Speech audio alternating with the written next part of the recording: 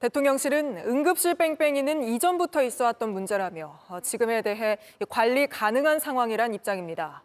하지만 의료 현장에서는 바로 반박이 나왔습니다. 오늘도 교통사고 환자를 어디서도 받아주지 않아 결국 사망했다며 그게 현실이라는 겁니다. 계속해서 조보경 기자입니다. 대통령실은 응급실 대란에 대해 충분히 관리가 가능한 상황이라고 밝혔습니다. 대통령실 고위 관계자는 응급실 뺑뺑이는 의대 증원 이슈가 불거지기 이전부터 누적된 문제라며 지난 30년간 누적된 의사 부족 문제가 깔려 있다고 설명했습니다. 그러면서 최근 24시간 진료가 일부 제한된 순천향대 천안병원과 천안당국대병원이 다음 달 1일부터는 정상화할 것이라고 덧붙였습니다. 하지만 현장의 위기를 제대로 인식하지 못하는 것 아니냐는 비판이 나옵니다. 전라도 남쪽에서 교통사고 난 환자가 전국에 받아주는 데가 아무 데도 없었습니다. 결국은 죽었습니다. 그게 지금의 현실입니다. 그게 오늘의 현실이고요. 게다가 일부 병원 응급실이 정상화되더라도 또 다른 병원 응급실에서 의사들이 떠나고 있는 상황입니다.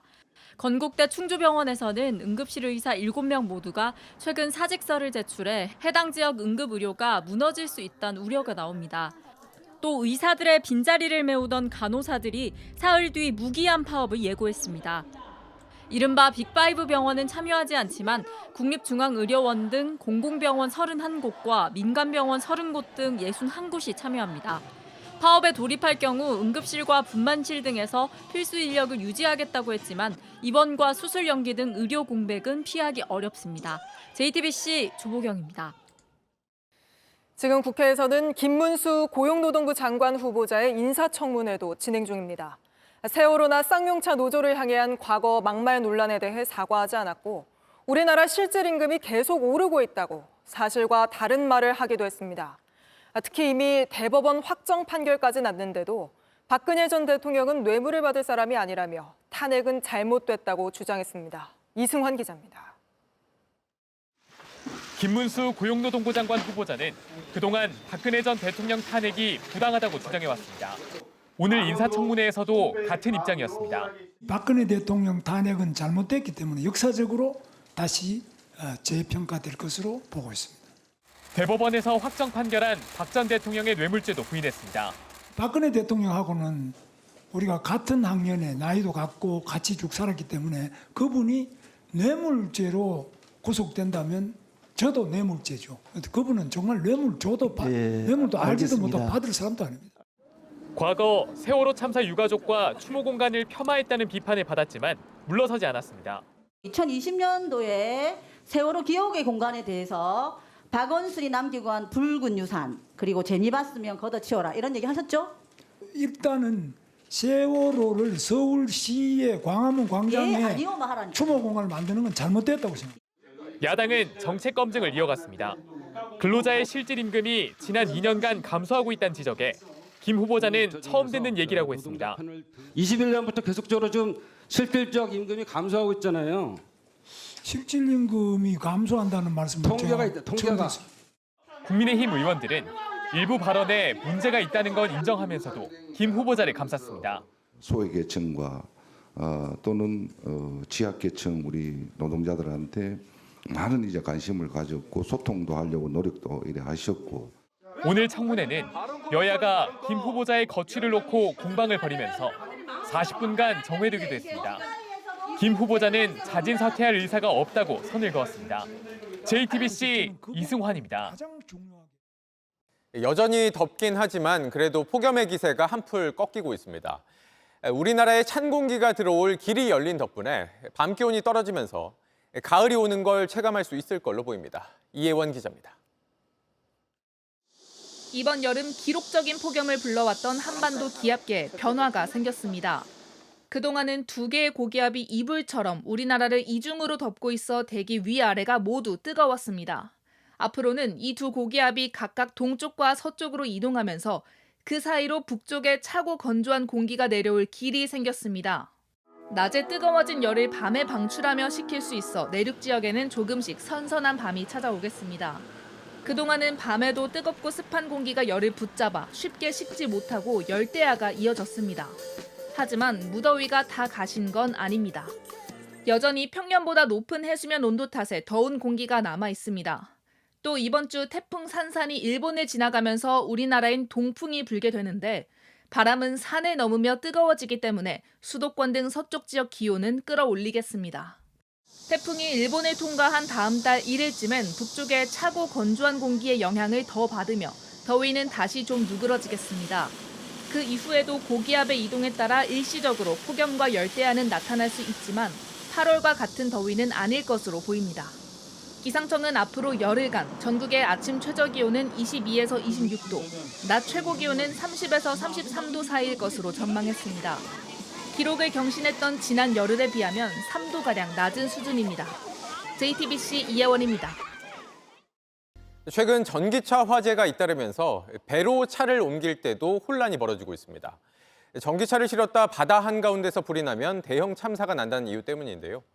배터리를 절반 이상 충전한 전기차는 태우지 말라는 게 정부 권고인데 현장 상황은 어떨지 밀착 카메라 이가혁 기자가 취재했습니다. 네, 지금 밤 12시 30분이 지난 시간인데요. 제 옆에 보시면 완도에서 제주로 가는 여객선이 정박해 있습니다. 약 2시간 뒤면 출발을 하게 되는데 지금 제 뒤쪽을 보시면 차들이 들어가려고 대기하고 있습니다. 저 중에 전기차도 몇 개 보이는데 제가 한번 가서 확인해 보도록 하겠습니다. 저희가 여기 배를 한 240대 정도 승용차들이 실거든요. 많은 배는 10대에서 15대.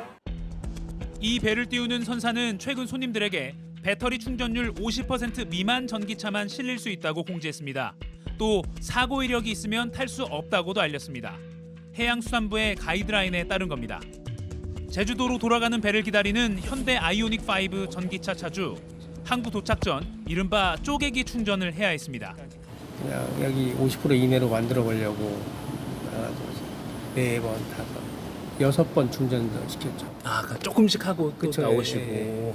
오히려 그냥 한 번에 쫙 완충하고 완충시키면 한 3번이면 될 걸 한 5번인가? 6번인가 충전시키면서 한참 기다리며 배터리를 소모한 뒤에야 배를 타러 가는 테슬라 모델 Y 전기차 차주. 정부 가이드라인 자체에 의문을 제기합니다. 쓸데없는 그렇게 느껴져. 이게 이 전기차를 가지고 있다라는 것 자체로 언제 장려할 때는 언제고. 전기차 운전자의 불만을 사고 있는 이 가이드라인 현장에서 잘 지켜지긴 할까요? 예, 전기차 하나 들어갑니다. 목포항 여객터미널 전광판엔 배터리 충전율 50%를 넘긴 전기차는 선적이 제한된다는 안내가 나옵니다. 예, 지금 보시는 것처럼 98% 충전된 전기차인데요. 제가 직접 이 차를 몰고 여객선에 탑승을 해보도록 하겠습니다. 표를 살 때 전기차는 꼭 말해달라는 공지문이 붙어있지만 전기차라고 말을 해도 별다른 설명이 없습니다. 차종이 어떻게 되세요? 코나 EV요. 그대로 배 안으로 안내하는 선사 관계자. 선생님, 요거 전기차인데 그 뭐 확인하는 거 그런 거 한다는 거 있어요? 아직 없어요. 예, 제가 이 전기차를 직접 몰고 방금 이 배 안으로 들어왔는데요. 여전히 배터리는 98%입니다. 하지만 해수부 가이드라인대로 배터리가 몇 % 충전 상태인지 또는 차에 망가진 건 없는지 이런 확인하는 과정은 전혀 없었습니다. 정부는 의무가 아닌 권고이기 때문에 이걸 어떻게 적용할진 각 선사들의 판단이라는 입장. 그래서 여전히 관련 안내조차 안 하는 곳도 있고. 네, 완도항에서 인근의 작은 섬으로 가는 배표를 끊는 곳인데요. 보면 아직까지는 전기차 관련해서 특별한 안내문을 붙여놓은 것은 볼 수 없습니다. 적극적으로 승객들에게 요구를 하는 곳도 있습니다. 좀 이렇게 시동 좀 걸고 에어컨이라도 좀 더 해서 소모 좀 시켜달라고 하니까 그렇게 협조하겠다고 그렇게 말씀드렸죠. 선사들도 할 말이 많습니다. 안 지키자니 혹시 사고 났을 때 뒷일이 신경 쓰이고 지키자니 일일이 차를 확인하는 게 쉽지 않습니다. 클레임으로 전화가 일어날 것 같은 걱정도 있고 저 같은 경우 화재가 나중에 걱정을 하는데 못하게 된다고 하면은 멀리까지 와가지고 완도에서 멀다 보니까 멀리까지 와가지고 오신 분들은 불만을 좀 하는 거죠. 그 사람이 몇 박 며칠 가려고 하는데 50%로 가서 충전할 데가 없으면 나올 게 또 만약에 감전돼 버리는 순간 그 차도 어떻게 할 수 있는 방법이 없잖아요. 정부는 선내 전기차 화재 사고를 막기 위해 할 수 있는 모든 걸 하는 차원이란 입장. 충전율이 높은 차량이 위험하냐? 그거는 과학적으로 밝혀진 사실은 없지만 충전이 높은 차량에서 화재가 났을 경우에는 좀 이제 화재 규모가 클 수 있기 때문에 선박이라는 고립된 환경을 좀 감안한다고 하면은 충전력을 낮춰서 선정을 하는 것이 선박의 안전에 있어서 선박에서는 여객의 안전에 큰 도움이 될 것이라고 저희는 판단하고 있고. 이렇게 항해 중인 배 위에서 전기차 화재 사고가 난다면 상상만 해도 끔찍한 상황이죠. 이런 사고를 막기 위해서 정부가 내린 가이드라인. 그 취지는 좋지만 이렇게 직접 현장에서 확인을 해보니까 전기차를 몰고 온 탑승객도 그 탑승객을 태우는 회사도 혼란스럽기는 마찬가지입니다. 미디어카메라 이가혁입니다. JTBC 뉴스를 시청해 주셔서 고맙습니다. 저희는 저녁 6시 50분 뉴스룸에서 뵙겠습니다.